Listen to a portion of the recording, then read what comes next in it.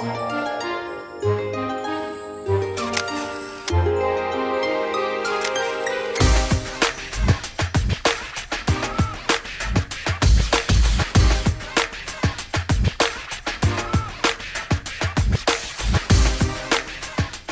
to Off the Cuff, and today we have Dr. Glen Cooper, who is a professor at Pitzer College, all the way from California, here at WDHT Studios to talk with us today.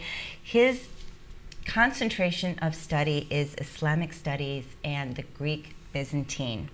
And we had a little bit of a conversation about these two and how they correlate and how they've really shaped and formed history, basically.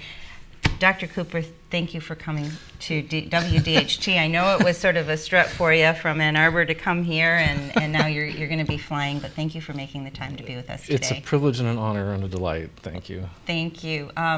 We actually met at the 1001 Inventions sort of coming out display at the Michigan Science Center, and we're going to talk a little bit about that. But tell us about your history and the beginning of your studies and how you came to be an expert on Islamic studies as well as contributions of the Islamic world to science, technology, and everything basically we enjoy today. And the cameras have something to do with that too, so tell us about all of that. Yes, absolutely. Well, I started off as a student of mathematical physics. And so I was interested in astrophysics and general relativity, and I was good at math. And then I decided to study philosophy of science, because I wanted to learn the background of what I was doing, why. And that was the biggest mistake I made with regard to having a science career, because then I wanted to know more about why we think the way we do and how we got here. So history of science then became of greater interest to me. I was also very good at languages. I had studied Russian and was fluent in Chinese, among others. And now, what other languages do you speak? Do you speak Arabic? Do you speak? I know Arabic. I know you've added a few of those languages. Yeah, Arabic, Hebrew, most of the modern languages, including Russian, German, French. Sprechen Sie Deutsch? Aber that's ja. about all Aber I know. Ja. Well, that's amazing. Also, I mean, languages is definitely something that will open a lot of doors for you in regards to studying history. So that's amazing. And so when I was studying philosophy, I went to Oxford to do this. When I was studying philosophy and the history of philosophy, the gap between the ancient world and the medieval world in terms of those approximately 1,000 years roughly, that really stood out to me. Now, when you study the philosophy, the experts kind of knew, the experts in medieval philosophy knew that there were Arab thinkers at the basis of their field, but most people didn't. And there's like I said, there's this huge disconnect, a huge gap in the textbooks and all this. And I came back from Oxford, and first of all, I wanted to master Greek and Latin to get the foundation of the sciences and philosophy. And when I was done with that, I decided to learn Arabic. Wow. Because that was the key to unlock this dark period. Well, it's a dark period in a metaphorical sense. It's not really the Dark Ages. It's dark because most people are ignorant of it. So I guess the question for me would be, through those studies, did you find out the significance of that disconnect and why those 1,000 years were sort of put aside and not added to that time in history? That was something that I only began to discover later in my studies. Only within the last couple of years have I actually looked into the question of why. Why was it forgotten? Why was it suppressed, erased, whatever term you want to use? And it turns out really that during the Italian Renaissance, you have parallel lines of intellectuals One is a strand from the Middle Ages which reveres Arabic thinkers and Islamic contributions to both science and philosophy. They study their texts. They are honestly aware of the contribution. Then you have the humanists, the ones that we learn about in school, who say, forget that. We don't want to learn about Aristotle through Arabic interpreters. We want to learn about Aristotle through pure Greek. And they came to characterize the Islamic period as corrupting the thought. And they wanted to go back to the pure sources. And so, by about the time of the Enlightenment, we've almost forgotten. But that was an era of many contributions as well. Right. So in wanting to do that, they were discarding a lot of the contributions that were made within that era. Right. And I'm working on a project now that really looks at this whole process with a microscope, and I think it has a lot to do with the development of the West as a concept, as an identity. I think that as the news indicates today, the concept of what it means to be an American, what it means to be a member of the West, is still under dispute. We have a lot of anxiety about our identity.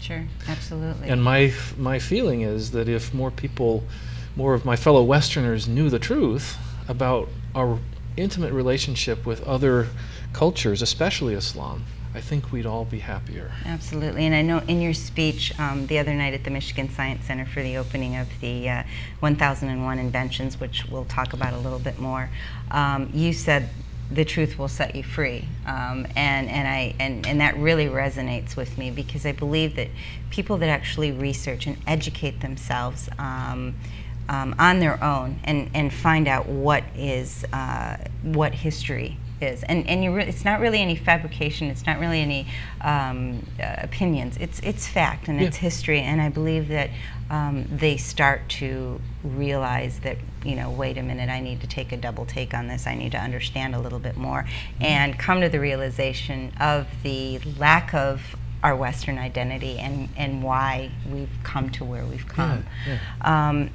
But tell us a little bit about the studies and about what you found and how that brought you to be more eager to study and to teach this era in history.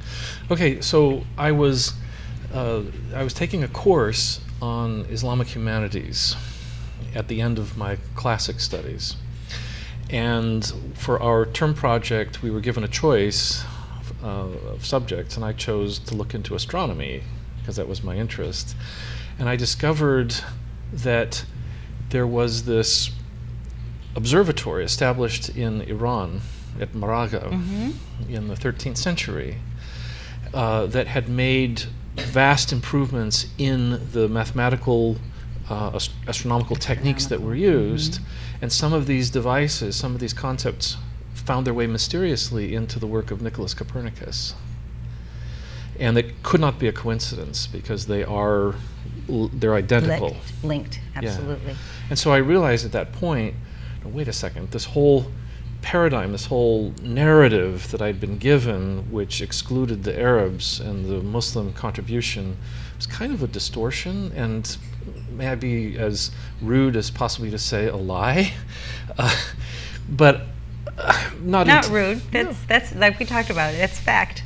Yeah, but most people, I don't think, are involved in deception. I think most people are simply ignorant and would love to know. Exactly, the need to know factor. Absolutely. And so at that point in time, I decided I'm going to do a PhD in this subject, and I decided to study with the author of the article that I'd read, a man by the name of George Saliba. Amazing individual. We talked about that. Dr. Saliba actually presented at my conference, and he was mesmerizing, and he spoke exactly about what we're discussing today, and a lot of people were just dumbfounded. It's like, where'd you get that information from?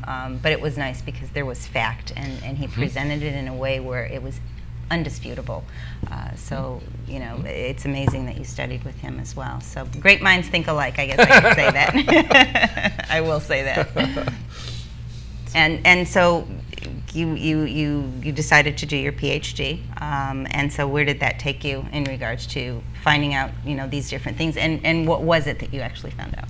Well, I already had a solid background in the classics, especially Greek, and so what I was able to do in the process of my dissertation, and then continue to do thereafter, is to carefully assess what the Greek tradition, the ancient Greek tradition, contributed to science and philosophy, and what the Arabic Islamic tradition, how they received it and creatively developed it. So I have a really sharp sense of what the contributions of each civilization was. So I know the originality of Islamic civilization. Often you'll hear people today who don't know much about the subject say, oh yeah, well the Arabs were just intermediaries in between getting the ancient Greek knowledge to the Renaissance. That's not true. Right. They developed, and they developed science in a way that made the Renaissance possible, made the Age of Enlightenment possible. So I know very well the nature of the intellectual life in the ancient Greek world, and the way it was done in Islam, and it's very different. Islam is every bit as creative and more in some ways, in the way that they developed scientific institutions, and the way that they critiqued the Greek tradition, made it consistent with itself, and promoted scientific investigation as a good in itself. Well, the platform for education, basically. Yeah. The camera Mm-hmm. was basically one of those inventions that's whose science was at that time, and I don't remember the name of the. It's Ibn al-Haytham. Ibn al-Haytham, that's right. And there were many other. Flying was something that was actually thought of at that point. So there was a lot of different scientific contributions, again, during that period of time. And it's called the lost years, 1,000 years of non-existence, but 1,000 years of extremely, extremely significant contributions that have really shaped our world. Mm-hmm. And like you said, our space project, TV studios like this, and other things. So going from there to the exhibit that is traveling right now, called the 1001 exhibits. Tell us about that and how that sort of originated, and the fact that the Michigan Science Center is hosting that exhibit from it opens. It's going to be until January, I believe, of 2018 at the Michigan Mm-hmm. Science Center. So Yeah. tell us how that sort of came about, and the brainchild of being able to hands-on explain what happened within that era. Okay. I know that's a full question. I'm limited in what I can say about it because I was not involved in founding the exhibition. I understand that it developed within the last decade or so, Mm-hmm. and it was originally designed to educate about let's say, the lost years, but also to generate interest and enthusiasm among young people, especially young people from underprivileged and non-Western contexts, to take an interest in the STEM subjects. Mm-hmm. And it has developed in those years. It's refined itself and become an even more powerful representation of the contributions of this great civilization. Now, where I come in is another aspect of the founders of this exhibition that is quite admirable. They are interested in making sure that the exhibition is concise and consistent with historical fact. And so they have enlisted a cadre of scholars, I think about 100 of us, each expert in our own particular areas, to go over the write-ups and the chapters of the guidebook and all of the material that they have to make sure that it is sound. So now we do that within limits because scholarship can only get us so far in filling in the details about the past. To put it together in a big picture sometimes always requires a certain amount of creativity, even on the part of a scholar. And so the great genius of the organizers of the 1001 Inventions is that they're able to put it together in a way that is consistent, harmonious, and interesting. And you can understand it. You don't have to be a historian or a philosophy major or an engineer to understand the exhibits. It's accessible to children and to adults, and it doesn't talk down either. Right, and it's not intimidating as well.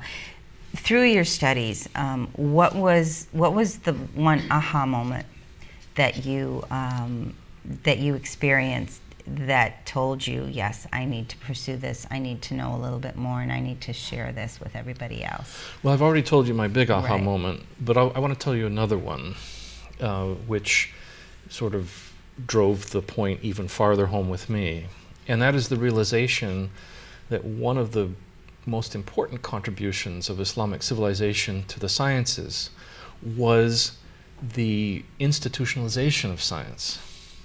This is something that we didn't really have in the Greek world. The Greek world, of course, it had the academy and the lyceum of Plato and Aristotle, but those were... So the university concept kind of thing. Yeah, the university concept, but scientific institutions like hospitals and observatories and colleges, which developed into universities in the West, these profited from the Islamic, the concept from Islamic religion of the waqf, the religious endowment, which is something that a donor can set aside, and it's sacrosanct. It cannot be touched by anybody in perpetuity. And so by endowing an institution like an observatory, you ensure that it's going to continue until the work is done. Now, observatories did not have a very long life, because once the observations were done, for a particular level of accuracy, then you had to create another observatory which was even larger in order to get more accuracy. But an institution like a hospital, people are never stop getting sick and dying. So some of these hospitals that were established in the Middle Ages endured for many centuries. And they had the security of the financial resources that have been set apart in the beginning. Now, unless you have that kind of security, unless you have a provision for the replacement of a scholar or a scientist when they die or retire, you don't have the kind of capacity to pass on the tradition. Right, to maintain that intellectual property. And the same for the university. The only way for science to progress, science is accumulative. It's empirical, it's accumulative. If you don't have that continuity, you can't really have a scientific advancement. Absolutely, and that makes a lot of sense. And so the lack of that history is extremely vital and extremely important. So in regards to all the inventions, let's get a little more technical here. Sure. What can you relate for those that don't understand or have not been exposed to this? What can you relate from those inventions and those contributions to what we do today? And you did say, the universities, the hospitals, but in technical terms, I mean, things that people use every day that you wouldn't really connect to that era. Well, let's talk about Ibn al-Haytham's contribution with the camera obscura. The camera. Right. Now, Ibn al-Haytham lived in the 10th and 11th centuries, and he was in many ways the pinnacle of the scientist from the Islamic era. He was an expert in optics, which is his greatest contribution, but he also knew a tremendous amount about astronomy. Now, back then, intellectuals would know a lot of things. Yeah. It was not uncommon for a man such as Ibn al-Haytham to be a religious scholar as well. And to be a surgeon. To be a surgeon and an astronomer and all of these things. Right. We can't do that anymore today because knowledge has exploded so much, which, again, the explosion of knowledge today wouldn't have been possible without the foundation done in this era.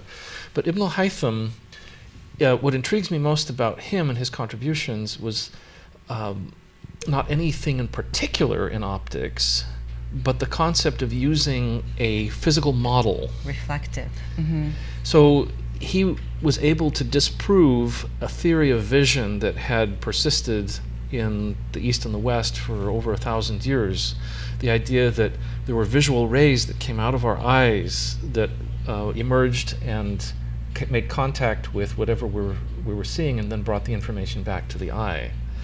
Well, he showed by creating a model of the eye, the pinhole, essentially the pinhole camera, the camera obscura, he showed how light rays actually enter the eye and are reversed in their orientation. So we actually see things upside down. Upside down. But that model was really one of the first and most ingenious uses of a physical model to prove or disprove a scientific theory.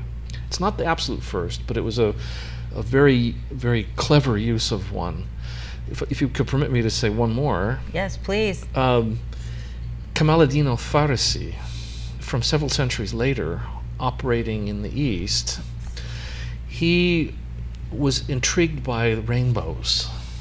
And Aristotle, for example, made some qualitative comments about rainbows and how he thought they were caused.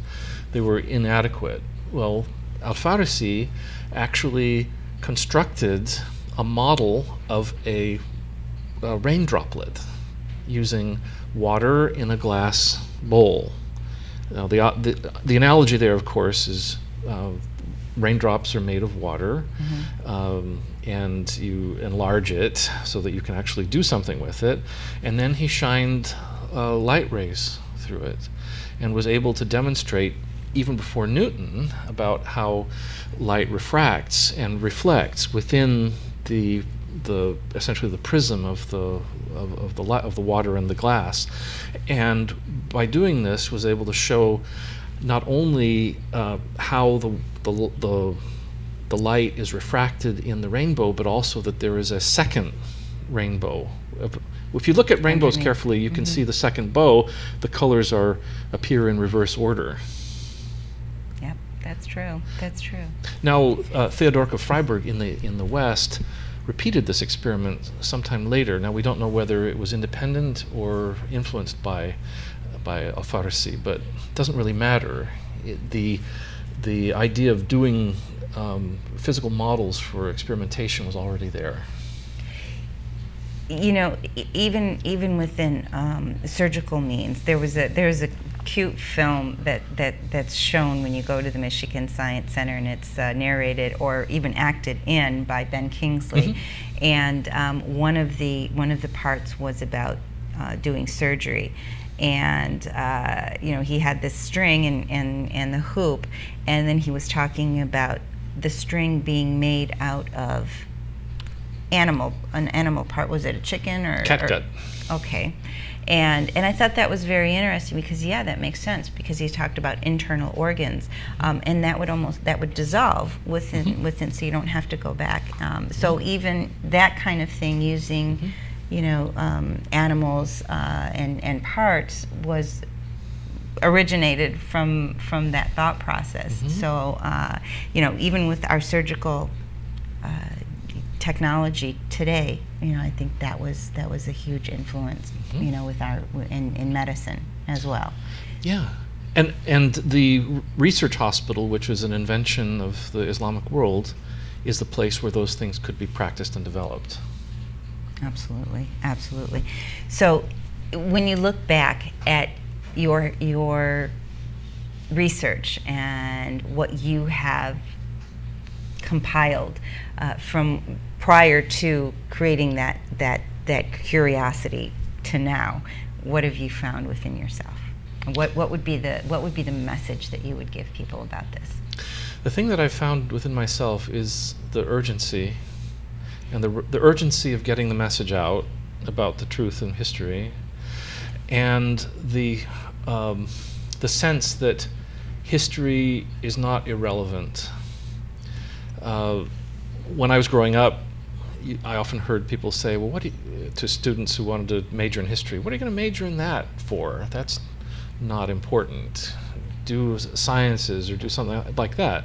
Well, yeah, sciences are important too, but history, it not only creates a well-rounded person, but it also helps one understand perspective and who we really are.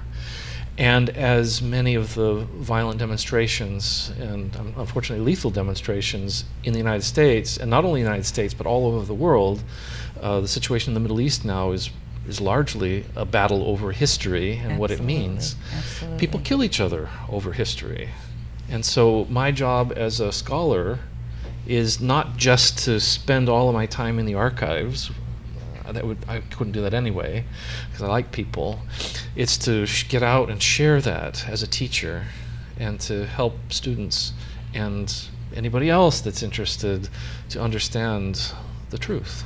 So do you think that the truth may be a tool to, it sounds naive, but to some kind of peace that we can see?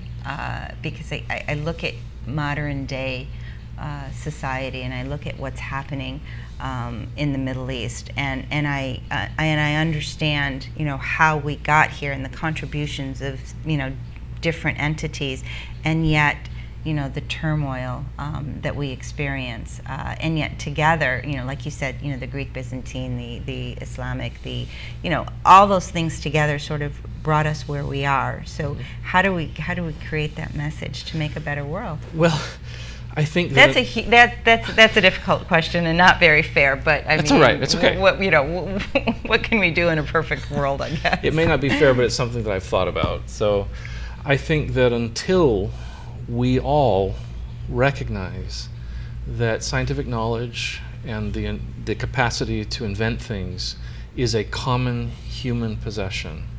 It doesn't belong to any culture, any period of history. It's something that we've all been involved in sharing. It's been the privilege of different cultures at different times in history to have the ball, to carry it. Right. But that's because of other factors involved. But here we stand at the end of a conduit of dozens of civilizations. Islamic civilization, Greek civilization, Babylonian, Indian, right. All of these things, they come together to make the modern world what it is. And it's almost you can't avoid having an almost religious sense of this. All human beings share as brothers and sisters in this pursuit of scientific knowledge and the betterment of the human condition.